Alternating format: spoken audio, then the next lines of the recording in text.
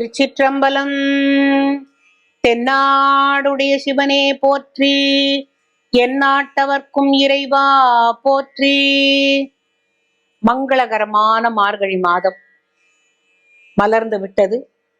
பனி எங்கும் மூட்டம், அதே நேரத்தில் மனதில் உள்ள பனிமூட்டம் விலகுகிறது. ஏனென்றால் நாம் இறைவனை பற்றி பாடுகிறோம், அவனை பற்றி நினைக்கிறோம்.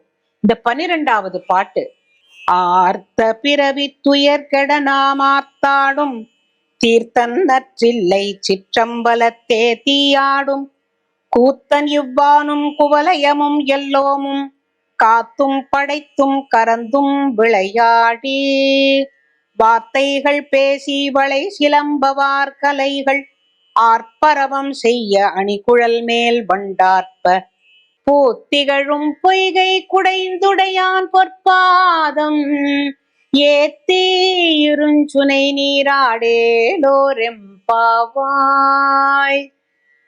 இதுல அவன்தான் படைக்கிறான், அந்த ஈசன் தான் காக்கிறான், அவன்தான் கரந்தும், கடைசியில அழிப்பும் அவன்தான் அழிக்கிறதையும் செய்யறான். ஆக ஆர்த்த பிறவி துயர்கெட நாம் ஆர்த்தாடும் வந்துடுத்து. இந்த பிறவி இனிமே வரக்கூடாது, நாம் மீண்டும் பிறக்க கூடாதபடி அவன் இறைவனுடைய அருள் வேணும். பிறவா வரம் தாரும்னு கேட்கிறோமே, அதுக்குத்தான். ஆர்த்த பிறவி துயர்கெட நாம் ஆர்த்தாடும் தீர்த்தன்னத்தில்லை சிற்றம்பலத்தே தீயாடும். கையில தீ வச்சுட்டு இருக்கான். அப்பேற்பட்ட ஈசன் என்ன பண்றான்? காத்தும் படைத்தும் அழித்தும் கரந்தும் விளையாடி, அப்பேற்பட்ட ஈசனை நாம் வணங்குவதற்காகத்தான் இருக்கிறோம். என்ன செய்யணும்? இதுக்கு முதல்லலாம் நம்ம ஒத்தொத்தியா எழுப்பினோம். இப்போ நேத்து இதுல நம்ம என்ன பார்த்தோம்? தடம் பொய்கை புக்கு முகேர் என்ன. இப்பவும் என்ன சொல்றா? நம்ம தலையில இருக்கிற அந்த பூக்கள்ல வண்டு மொய்க்கிறது, அங்க தாமரை பூலையும் வண்டு மொய்க்கிறது.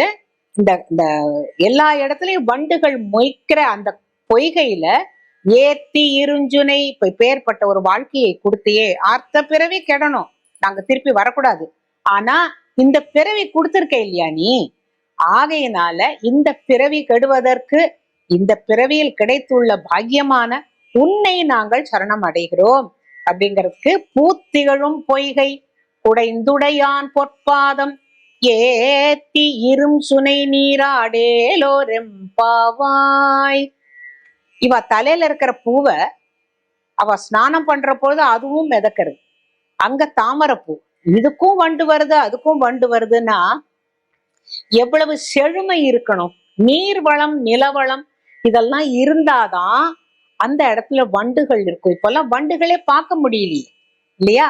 வண்டுகள், எல்லா பறவைகளும் இருக்கணும், எல்லா மிருகங்களும் இருக்கணும்.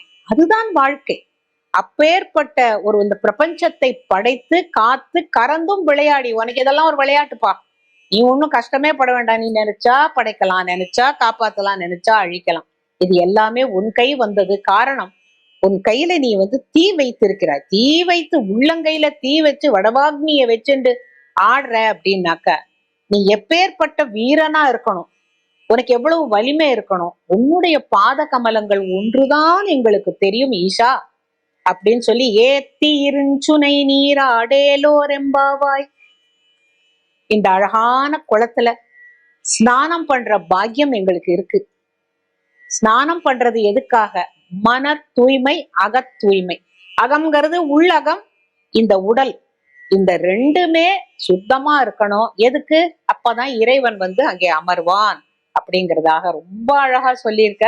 எனக்கு இந்த பாட்டுல என்ன பிடிக்கும்னா, ஆர்த்த பிறவி கெட எடுக்கும் போதே சொல்றாரு, இந்த பிறவி வேண்டாம், தீர்த்தன் நம் தில்லை சிற்றம்பலத்தே தீயாடும்.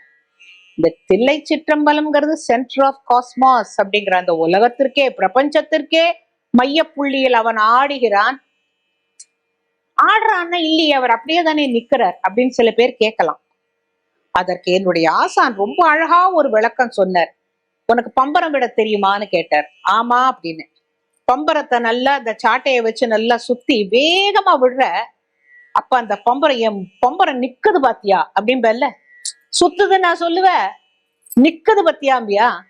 அப்ப அது சுத்துறது உனக்கு தெரியல, அவன் ஆடுகின்ற ஆட்டம் தான் இந்த உலகம் இயங்குகிறதுங்கிறதுக்கு இந்த பம்பரம் ஒரு உதாரணம் என்று ஐயா அன்னைக்கு எனக்கு 8-10 வயசும் போது சொன்னதை இத்தனை வருஷம் கழிச்சு நான் உங்களோட பகிர்ந்துக்கிறேன்னா, அந்த பம்பரத்தை மறந்துட்டோம். ஆனா அந்த பம்பரம் சாட்டையில அது வேகமா சுழல்கின்ற பொழுது பம்பரம் தெரியும், அது சுழல்வது தெரியாது. அது போலதான் ஈசன் அங்க சென்டர் ஆஃப் காஸ்மாஸ்ல தில்லையில் ஆடுகிறான். ஆடுவது மட்டும்தான் நமக்கு தெரிகிறது. அவன் ஆட்டி வைக்கிறான் என்பது உள் மனதிற்கு புரிய வேண்டும் என்பதை ரொம்ப அழகான இந்த பாடல். இனி அடுத்த பாட்டை நாளைக்கு பார்க்கலாம். திருச்சிற்றம்பலம்.